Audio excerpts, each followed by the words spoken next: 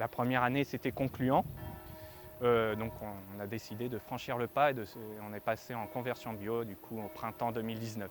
Nous sommes en plein Pays de Bray, à une quinzaine de kilomètres au nord de Neuchâtel.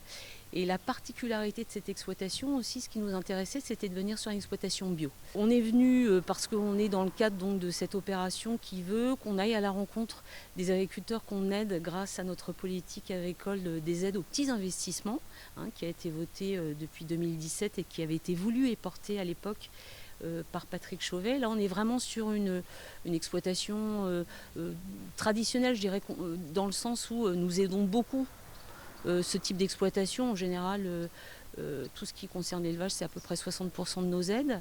Si ce n'est que sur cette exploitation, malgré tout, les 2 dernières aides ont concerné des investissements plutôt qui avaient trait à la transformation des produits. Et ici, sur cette exploitation dans la famille Roch, on fait notamment de la farine. Donc on a aidé sur un investissement d'un appareil qui s'appelle une ensacheuse, à savoir mettre en sachet la farine qui sort du moulin sur lequel la famille a également investi. On y met la farine dans le bac ici.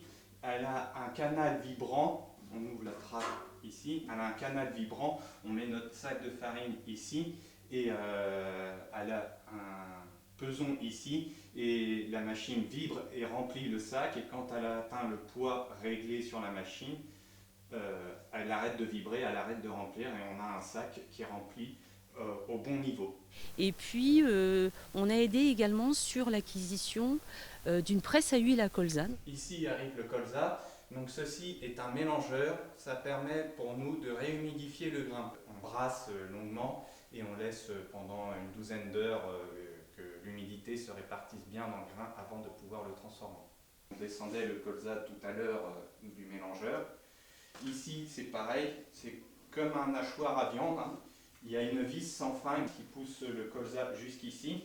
Ici, dans le nez, on y met une buse d'un calibre spécifique en fonction de la culture que l'on passe. L'huile ressort par tous ces petits trous-là, tombe dans une gamelle de pré-décantation.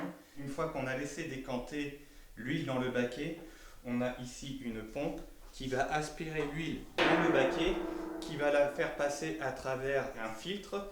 On met des plaques de cellulose entre chaque plaque plastique ici. Et après, l'huile filtrée s'en va séjourner dans un autre baquet avant d'être embouteillée. Une visite là encore riche d'enseignements pour nous, qui bon, forcément n'avons pas tous les tenants et les aboutissants de chaque structure au quotidien.